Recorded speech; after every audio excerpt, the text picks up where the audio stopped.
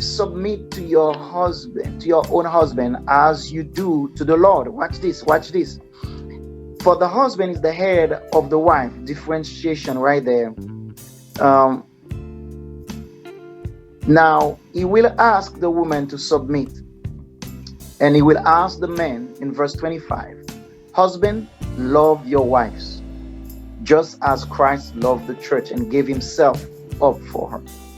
I'm still into men are from Mars, women are from Venus. I'm still there, but I want you to see a difference right here. God never asked a woman to love her husband. Wow. Wow. He asked her, coming from Venus, according to Dr. Gray, he asked the wife to just submit. Submit to your husband. Not to love, but the love part was given in verse 25. We are reading from Ephesians chapter 5. Verse 25, husbands, love your wives.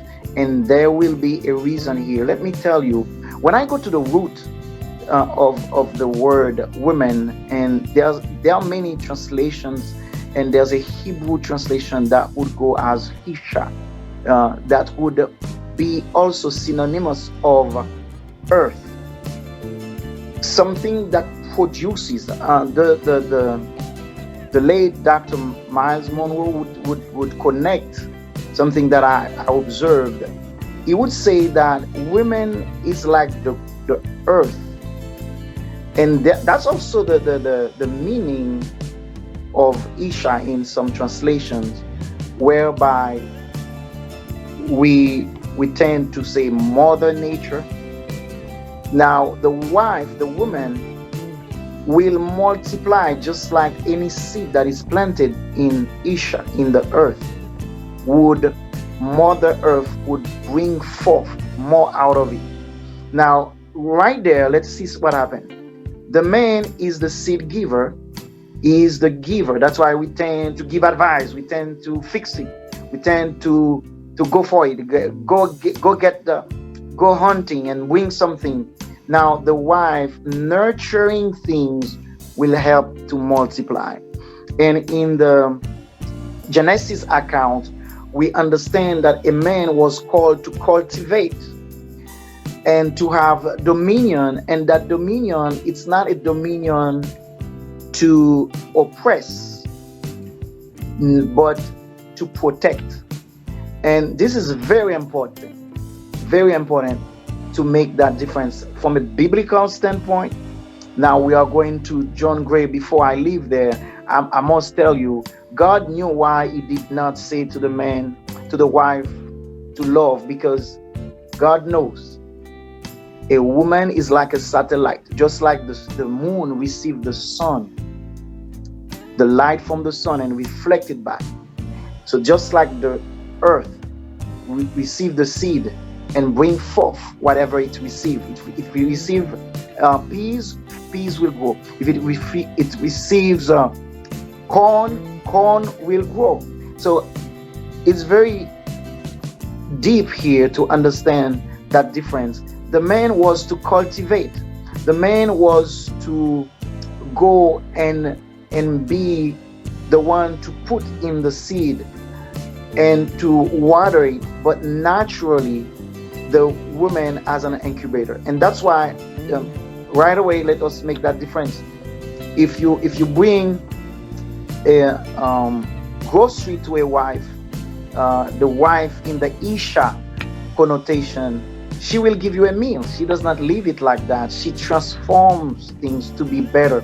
And that's why also is like a meat to make you better. And it's the same Hebrew word that is translated in the New Testament as pneuma, which is the help, the same help the Holy Spirit gives to ministry to enhance, to incubate whatever idea. Just like the Holy Spirit incubated people's loving people for such a time like this to bring forth what we have today. So that's what also a wife is. But the man has to bring the seed. Then you needed a Pastor Bailey to bring the idea, and then the Holy Spirit will nurture it, bring people all over the world to nurture that thing what we have today. And that's what a wife does. The wife multiplies, and anything you give her, she won't leave it like that. She will mix it up and bring it better. And I'm quoting Miles Monroe. You give a woman a grocery, she gives you a meal. You give a woman a house, she will give you a home. You give a woman affection, she will give you love unconditional. And that's why we have to take the lead as men to initiate certain things, and the woman will nurture what is initiated. You give her a smile, she will give you joy for that time. But if you give her trouble as well, she will give you hell. She always multiply things. You give her a sperm, she gives you a child. So that's what she does. She's an incubator. So from a biblical theological perspective, there's a big difference. And that's why, let me say this, let me interject there. Because of that difference, we could never have men and men, two coming from Venus, women and women, or two coming from Mars. That would not work. And that difference was intentional in God's purpose, and coming from the man to create what we have. So this is very, very important. So we understand there's so many differences, and I'm getting into the topic at hand. Men are from Mars. Let's make it straight to the point. I'll give you some PowerPoint about it.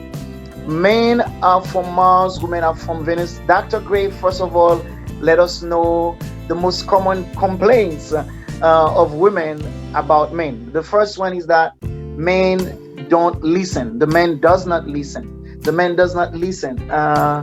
It is even said that if you talk to a man only one time, you have not spoken to him really. If you say it twice, you have not spoken. You have to get his attention. Maybe the third time, say, "Oh, you did say something." So that these are the major things. Man is inattentive. That's what we just mentioned. They don't pay attention. That attention span that men have is as short as we could imagine. They complain also, as we make the differences. Man is no longer romantic. That's part of the complaint. That is all in Dr. Gray's book. They are not no longer romantic. They said that man is self-centered. The divorcing reason for a man in the differences we are seeing is that he does not give back to all her giving. So the woman complain that she gives all. And remember, thank God we made that foundation, because the woman is the earth. Like as the seed is there, everything goes towards that seed to nurture it, to make it. So it gives all itself. So this is important to see as a difference. Now, what would the men complain about the women according to Dr. Gray? Men would complain that women overreact. That's not what I meant. Why you take it? It's not that deep. Don't go that far. So men would complain that women overreact and make a big deal out of nothing. Am I talking some of my brother's language here? We are going to of men also, according to Dr. Gray. They withhold sex. Women withhold sex. What we talked about last week is lock shop. Earlier, me and Pastor Bailey had a little conversation about what is to come next week. It's very interesting. I'm loving it. People loving people. I'm loving it. They said that men said that women are unreasonable. That's another complaint. And the other reason, divorcing reason for for a man is that they said, no matter what I do, she's never happy. She's never satisfied. And I'm going to answer that in a moment. That thing, which is really in my counseling practice.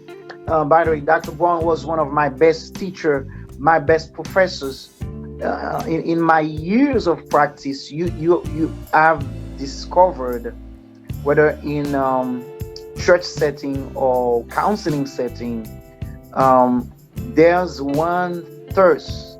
Men want um, to have their women happy. That's one thing. That's their craving. The men want you to be happy. I'm there. I'm just that's their complaint. What is it I could do? And we will see the reasons as we interact in a moment.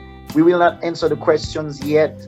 Um, let's see now the fears of the man. Man deepest fear is being incompetent and not good enough. That's one of their fears.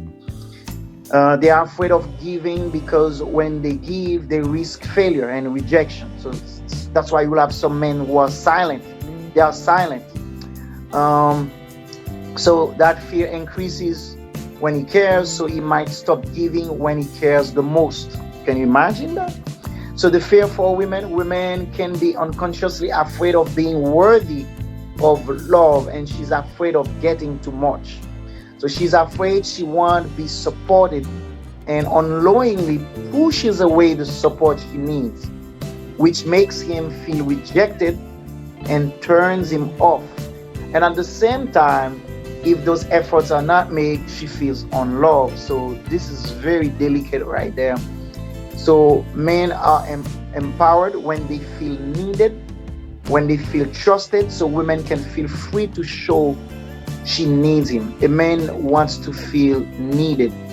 And that's why last week when we mentioned about Abigail, who run David down and said, um, my Lord, or my Master, my King, who gave him, the translation is my King in the Hebrew Bible, to just show that you may be running, but you're still important.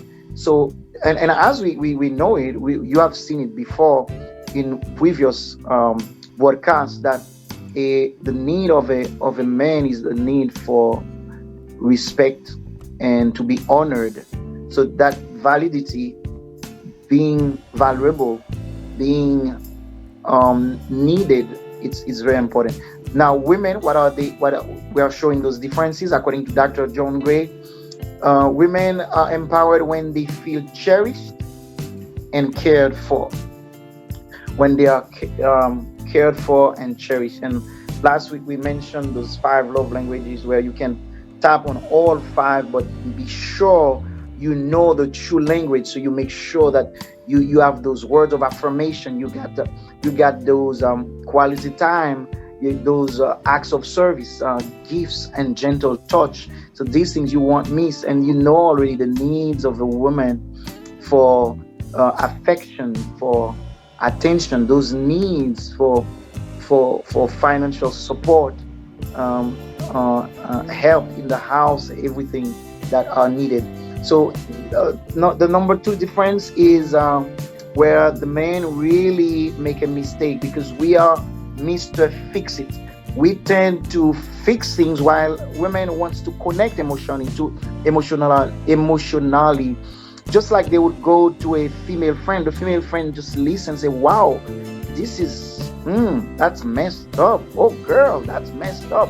And they feel connected because you allow me to land. It's like an airplane going up. I'm confused, I'm going there, and then allow me to just land. But we, before, as men, or our mistake is, before they land, we try to fix the airplane. So we send some flying mechanics right there, trying to put gasoline to do this, to unscrew that, to screw this, to do that, and we end up making a mess while all she wants to land her plane. And we are offering things that probably are too early in what she's trying to do. So um, John Gray says that men care about ability and women care about feelings. That's the main difference. That's why men are more into performance. Say even in the bedroom, men are about performance. That's why they worry about size. They worry about, did I make an impact? So that's ability. But the feelings for the man, did we connect during that encounter? Was it if a emotional connection? Did I feel that we belong together? That's what is the preoccupation. So this is very key. So men value competency, achievements, and their sense of self is defined by their success and ability to achieve their goals. Achieving their goals is a way to prove their competency, that they are worthy of certain things, accolade, etc. Similarly, men want a need to have their ability recognized and appreciated. We mentioned that, and we took the example of David earlier. Having them ignore or called into question. Now, when a woman offers to help, it's often an offense for the man, as that's a vote to distrust in his ability. So there are certain things when he takes the initiative to do it, let him be the man. Let him be the man. So women instead want to be listened. They don't want a fixing. They just want to connect. Let me tell you my burden. Just show with non-verbal communication skills. Show me that you're listening, that you're with me. You know, one of the magic words you can give to a woman is, I can imagine. Wow, I understand. By the time you say I understand, you reach to a connection where you really move from Mars. You have landed into Venus, because that's where she connects. And some of us as men, we tend to fix things. We are so out of tune so much. I'm wondering if some of us are not even, Pastor Billy, some of us are even on Jupiter. We are not even on Mars, because we don't get it. Because what happened is, most of the men, they don't listen to a program like that. They rather go to the barber shop and get those macho, those big boss, those guys, wood boys, tough men, and telling them what to do, instead of just learning from what is the truth, which is basically the Word of God, and people who have been there and been successful. I cannot listen to a man who have 5 baby mama, did not honor any of them, and is my mentor. And sometimes some men get those mentors just because that man is a bad man, and he's the man, and then we listen because of that willingness to associate with something that is brave, that is out there, that is outrageous. This is where we feel like we belong, because that wild person inside of us. So now let's keep on going. Men go to their caves and women talk. And let me tell you, one of the needs of a man, a man needs some time for himself to be silent. That's where he refuels himself. That's where he reconnects. He gets energy back. While the women, they just want to communicate. So men go to their caves. You may notice that there can be some stonewalling in relationships, just because the man has a need for a little distance. So my advice to the women as we progress, lest I forget, when your husband just come from the road, from work, give him some time. Give him some time to really digest what just happened. Maybe somebody bad driven him. He was on the road. He had a bad day with his boss, and then when he just come to the house, give him some time, because he's not at the house yet. His body is there, but he has not connected himself yet to the house. So give him that time. He deserves it. He wants to to connect with himself before he can connect with you. So give him a good 20 minutes. Some men quickly go to the bathroom. They sit, at least they know there will be no communication. But sometimes at the door, as you reach, he's not even connected to himself yet. He is still so confused about the bad day, the road, and then the woman start talking. Oh, honey, you didn't, no, no, no, no, you didn't pay the bill. And he said, why did I go? Why did I come home? I should have stopped somewhere on the road. The advice is, let's say, stop in your garage, stop on your driveway, and reconnect. If your wife will automatically wants to communicate, we have to compromise. We have to find a way around it. So men go to their caves, and women talk to connect. So, for the problem is that women do the opposite. They communicate to find solution. When the two sexes communicate, women often communicate for the sake of communication and for the sake of talking. Men like to talk in a solution-oriented manner. So I'm talking, let's do this. So let's analyze it. That's why when you say something that is not logical, because men are more onto the logical, let's see from what I've observed before, while the woman is more intuitive, and she will go with her intuition. So that's very that's a difference. So really we are from two different planets in that sense. So Dr. Gray is talking about. Now, men don't like the suspense. Give him the fact straight. The facts have to be straight. So for men, there must be a point and a conclusion to the conversation, or you wasted my time. While the woman can just think aloud with you, just explore her feelings. So this is very, very important. So how to motivate the opposite sex? So John Gray shows us that both genders give into their instinctive behavior. It's the man gets all the care and attention, and the woman gets nothing. One win and the other lose if we go like that, which will be badly um, affecting the relationship in long term if we go that way. But we need a balance. We need to balance it. Once the two genders enter into a relationship, instead they should meet in the middle. That's the balance. Very important.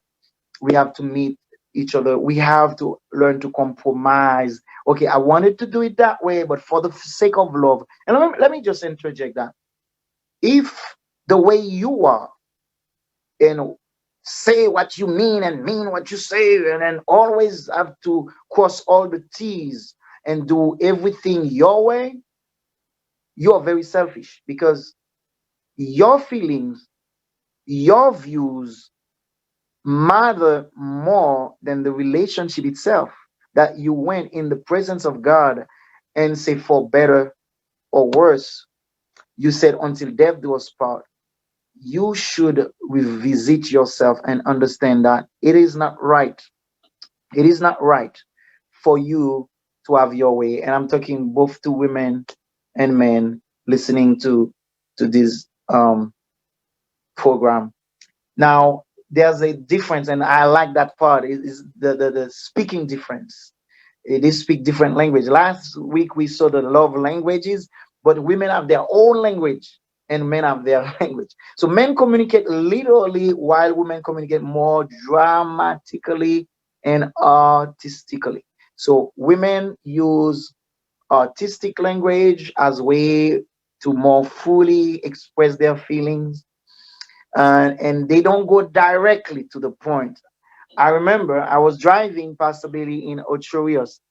It was after Sabbath. It was after a long day. I had a board meeting. I'm heading home, and then my wife, we were passing through Ochi, going to exchange, and she point at a ice cream place. She did not say, "Honey, I want ice cream. Let's stop." Um, she said, I've noticed that the ice cream at that place, the horns are bigger, and I notice that they have more flavors than the one that is nearby our house. And then I kept on driving because I was tired. I did not connect. Just to realize that this was her cry for ice cream. She didn't want to say, I don't know, maybe because she knew I was tired, she didn't want to openly say, "Hey, honey, stop the car. Let's go to the place. Let's get ice cream." She mentions it so I could say, "Do you want ice cream?" So by the time I recognized that she wanted ice cream, I already passed the place. I had to go in the roundabout and say, "Oh, you want ice cream?" Say, "Yeah, yeah, I do." So, and then when when I turn, I say, "Wow, that's a different language." So we have to learn to understand each other's language. Um, Now, men, as we said, have a tendency to jump to solution as women talks about the problem. So there's a little thing here about the way we speak. Men are like rubber bands, according to John Gray. Men alternate between the need for intimacy and the need for autonomy. So he would move from one to another, while the woman would operate differently. So women don't understand this because they only pull back if they feel unloved, if they are upset. But men naturally need some space, and that can really disturb the understanding and the stability of her emotion when she feels that you withdraw. So what's happening now? Now, what's the advice of Dr. Gray? He said that instead she should instead allow him to withdraw because it's part of the man's nature, and give him the space he needs. When women don't do it, they upset the cycle, torture the man, and destroy the relationship. That's the conclusion of Dr. Gray.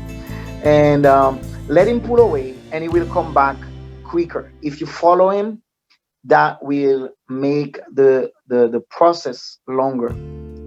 Um, so women are like waves. We are moving fast. Women have slower up and down cycles. So according to Dr. Gray, women have slower cycles. They at times enter into depression and can become negative. When a woman is at a negative point of her cycle, she cannot give love. And that's what we can understand about the lock shop thing, because for her to give her body, she has to be connected emotionally. While a man can actually, uh, he needs a release of this because we are more physical. That would not prevent a man to have physical intimacy without an emotional togetherness.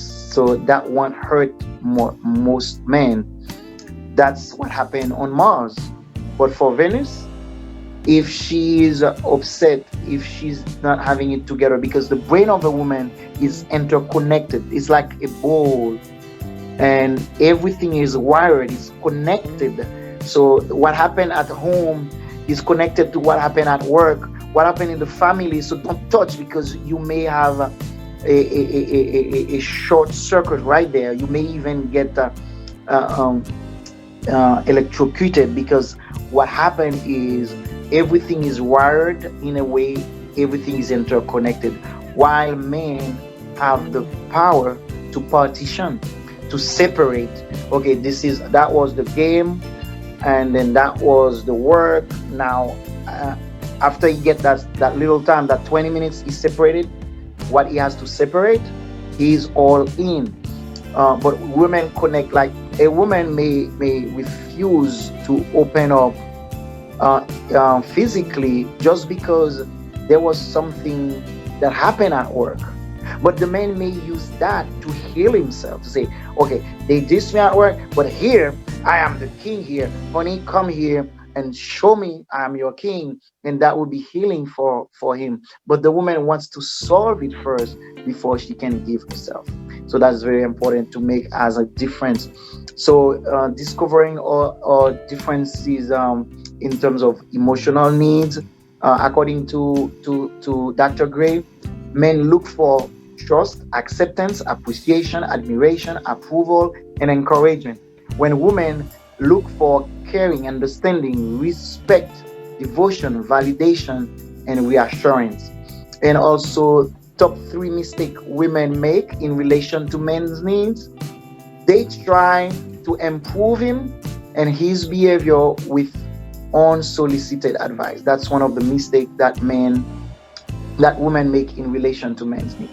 And they complain about what isn't done and does not appreciate what is done. So that's a mistake. And they correct him and his behavior as if he was a child. And when you treat a man like a child, you go to some trouble, because one of the most important need of a man is respect and to be honored, to be the king. And if you treat a man like a king, he will treat you like a queen. If you treat him like a boy, he will treat you like a gal. I'm sorry to say it like that, but that's how you. Have you ever noticed the way you treat somebody? They tend to treat you that way, and it's everybody. I've started calling everybody that I know with a duty in religious arena bishop. I call everybody bishop, and then I notice that when the people are addressing me, they tend to call me bishop in return, because the way you treat someone, you give them the clue, you indicate to them how to treat you. So we have to be very careful. If you want respect, you give respect. If you want love, you give love. So now, three mistakes according to Dr. Gray that men make in relation to women's need. We noted that they minimize the importance of her feelings and her needs. So men, my brothers, avoid that mistake. Acknowledge their feelings. That's a big mistake when you don't. When you minimize the importance of their feelings. And you say, oh, that's probably PMS. Oh, that's probably, you're just taking it to, oh, just because you're a woman. So, no, you have to value their feelings. That's very key. And the second thing that men make, mistake that men make in the relationship, three mistakes men make in relationship to women's needs. He listens but then blames her for bringing him down. So when you listen, you have to be cautious that you don't prevent her from opening up next time. So the third mistake, after listening, he says nothing and splits. So you have to be careful. You don't say much, but at least you have to. The secret is to paraphrase. One thing in techniques in counseling, when you are listening to a client, you can paraphrase and say, if I understand well, you said, or I heard, I understood this way. Tell me if I understood you well. That alone helps her feel that she really landed. So that's very important. Now, he concluded with how to, not really concluded, but he next things he said, how to avoid argument, which is a great thing, because argument tend to drain certain women, most women. So John Gray says that arguments often balloon out of men's failure to pay sufficient attention and women's expression of disapproval. Now, I promised to talk to you about that thing about women are never satisfied. I'm going to tell you what it's really about. I will. But how to avoid argument. When arguments arise, verbal attacks can be destructive for the relationship. Men usually charge the hardest as they want to win the argument using strong and aggressive words. Now watch this. The woman backs down to avoid the never-ending escalation that the man feels he has won when it goes all the way up, but she hasn't changed her opinion. So the following piece is funny as the underlying issue, because that piece is not real peace. To avoid that communication issue to turn into fights, so we need to listen. So to solve it, we have to have the keys into listening to each other. The key, it's when you are listening, Don't listen to answer, but listen to understand. Listen to understand. Instead of I'm getting what he said, I'm going to use something she said that's wrong to show her how she was wrong, so avoid that, or how he was wrong. Now, to avoid conflict also, she must try to be direct. For example, when a man is late, the woman might be worried or bothered, but when he shows up, she asks rhetorical and critical questions such as, why didn't you call? Or how can you be so late? Now, the men feel attacked because of that disapproval to him. That's how he feels. Now, never forget, it takes two to argue. So when a woman expresses frustration or disappointment, the man gives explanation without allowing her to vent. Sometimes she just needs to vent, and then you say that keyword, I am sorry. I am so sorry. So that will help. So when she feels tough, it's that he doesn't care about her feelings. For her to hear his reason, she needs him to hear her reasons first. So that's important.